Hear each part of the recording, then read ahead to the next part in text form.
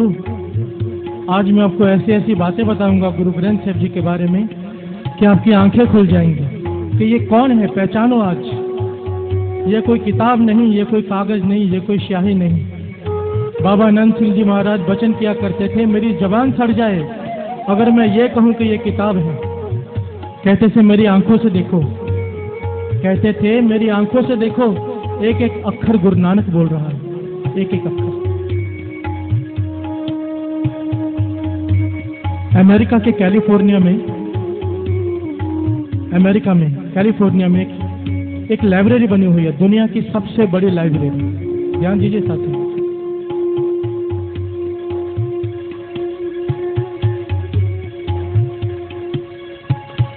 दुनिया की सबसे बड़ी लाइब्रेरी है।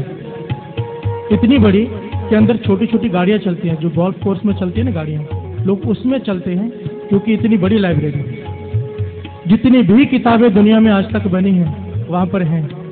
महापुरुषों ने बताया कि उन्हें एक वक्त कैलिफोर्निया में कीर्तन करने जाना पड़ा, तो कुछ संगत ने बेनती की, आप उस लाइब्रेरी में जाकर देखो, आप हैरान हो जाओगे। कहने लगे ऐसी क्या बात है लाइब्रेरी में। कहने लगे मैं चला गया उस लाइब्रेरी, वहां पर दुनिया भर की जितनी भी किताबें आज तक बनी हैं, छपी हैं, सब वहां पर रखी हुई हैं। और किताबों के हिसाब से जितनी कीमती कोई किताब है उसको उस फ्लोर पर रखा गया है। नीचे आम किताबें, तो स्कूल की किताबें, फिर महापुरुषों की लिखी हुई किताबें, फिर दुनिया के धर्म ग्रंथ, और सबसे टॉप फ्लोर में श्री गुरु ग्रंथ साहिब जी का प्रकाश है पलंग के ऊपर साथ।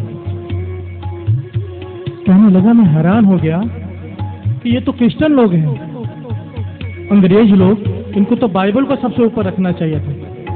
और कहने लगे वहां पर लाइटें घूम रही थी, एक फ्लोर पर लाइटें घूम रही थी जिस पे लिखा हुआ था होली बुक्स, और जहां पे श्री गुरु ग्रंथ साहिब जी का पलंग पे प्रकाश था वहां पर लाइटें घूम रही थी सुप्रीम बुक।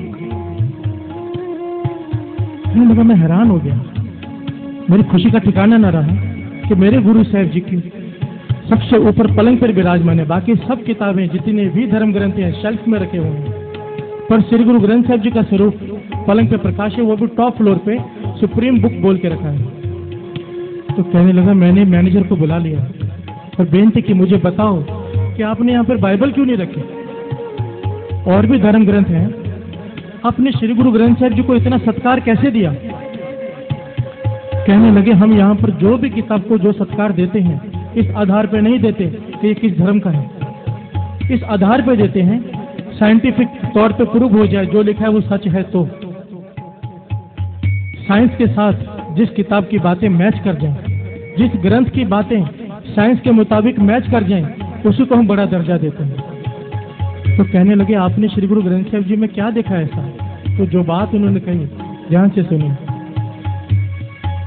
मैनेजर ने बताया कि कई साल पहले तक हम श्री गुरु ग्रंथ साहिब जी को भी शेल्फ में रखते थे, जैसे आम ग्रंथ हैं वैसे ही इस ग्रंथ को भी रखते थे, क्योंकि इस ग्रंथ में एक बात कही है गुरु नानक पातशाह ने, पै विच सूरज पै विच चंद कोह करोड़ी चलतन अंत।